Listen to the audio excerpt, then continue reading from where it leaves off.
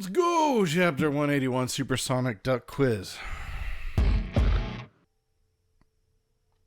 Yes. All right. The rebels are approaching, and the royal army is set and prepared. And the Baroque Works agents are waiting for the Straw Hats. They're not quite sure who's going to show up first. The Supersonic Ducks with the Straw Hats on their back, apparently, do actually show up first. The Baroque Works agents are looking for Vivi. That was their thing. The Straw Hats on the Supersonic Ducks are all cloaked very similarly, so they can't tell who's who. We can't tell which one is Vivi. Right? Right. So they decide to split up and head towards multiple different entrances of Alabasta. I guess the west, the southwest, and the south, or something like that. Those are the three that are the closest if you're coming in from the west side. I actually managed to basically completely trick the Baroque Works agents because they all follow after a different group, and then Vivi actually is hanging back on Karoo behind by herself. So she makes her way to probably the south where the rebels are coming from. Funnily enough, the Straw Hats that tricked the Baroque Works agents reveal themselves once inside the city this way. And the perverted camel guy, Eyelashes, I think. Is that him? He got to be one of them. That was pretty good. Vivi makes her way to wait for the rebels to show up to try to talk to Koza. And that's the end of chapter 181. Oh, side note, if you want to know the names of all the supersonic ducks, they're here at the end of this chapter in the questions area. Chapter 182, Roar. We have one of the Navy ships and something being tossed off of it. It looks... I don't know if I'm supposed to recognize that, but escapee. So the rebels approach. There's so many of them. I guess, what is it? Yeah, they're 2 million strong that the cannonballs are shaking in Alabasta. Vivi plants herself where she thinks they're going to be, like directly in front of the city.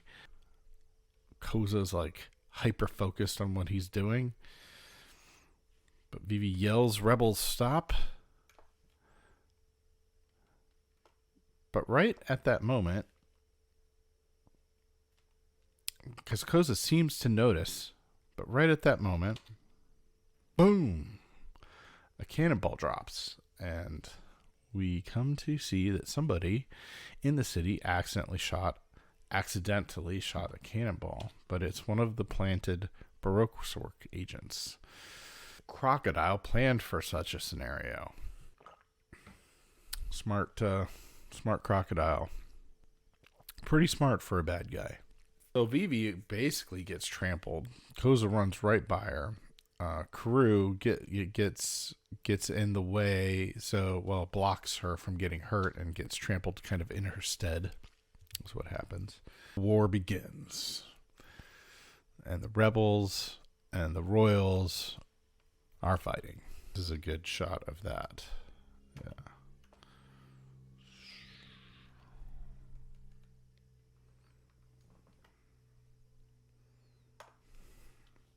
Yeah. This is where we find out Karoo's been hurt.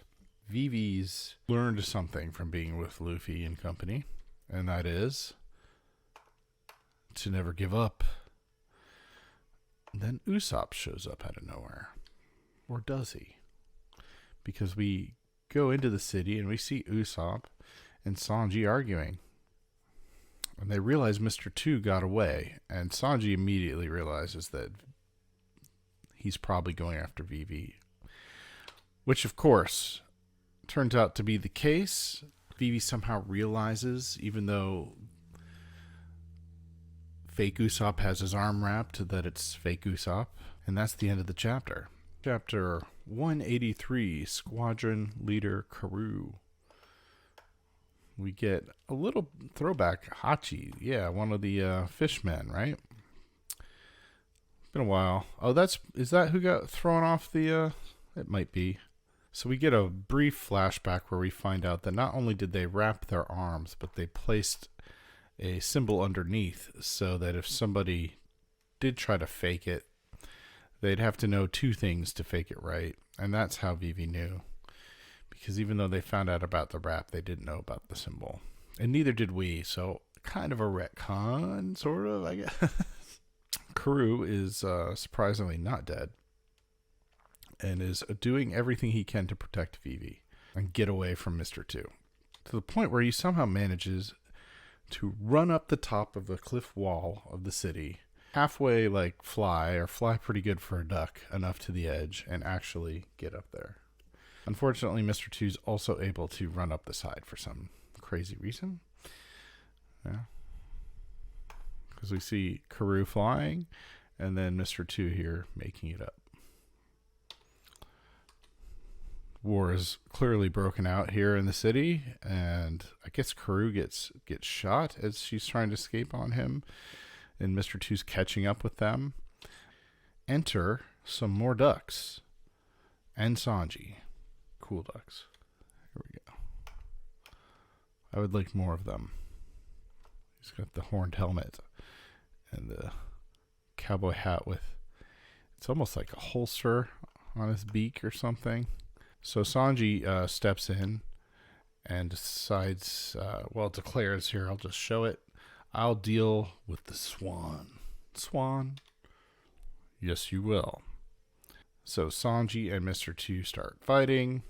As they're fighting, we shift perspective to Usopp and Tony Chopper, who've managed to... looks like Usopp's found Chopper out by the southeast gate. Chopper's under assault by Mr. 4 and his partner, which we're going to find more about in a moment. They've got some kind of underground tunnels because Miss Merry Christmas is actually a human mole, thanks to the diggy fruit. Mr. 4 is good at hitting baseballs, and they've got something that allows them to hit explosive baseballs at people. In this moment, they're just trying to survive and not get blown up by explosive baseballs, and that's the end of the chapter. Can't end there. So, chapter 184 in Mole Town Block 4. Also, getting a little bit of a story cooking here with Hachi, and he's got a panda shark. He rescues a panda shark. There we go. Something's developing. Okay, so back at the southeast gate with Usopp and Chopper, we meet the source of these balls right here. Lasso, Mr. 4's favorite gun, who has a slight cold, so it's like a dog gun. I don't know. That's weird. But it has a cold and it's sneezing out explosive baseballs. According to Miss Merry Christmas, it's the latest technology on the Grand Line. Even inanimate objects can eat devil fruits. So she's basically the mole woman, Miss Merry Christmas, is claiming a gun somehow ate the mut fruit, Dashland type. I don't know how a gun eats something, and neither does Usopp, so they're all understandably confused about this. Miss Merry Christmas reveals her mole form.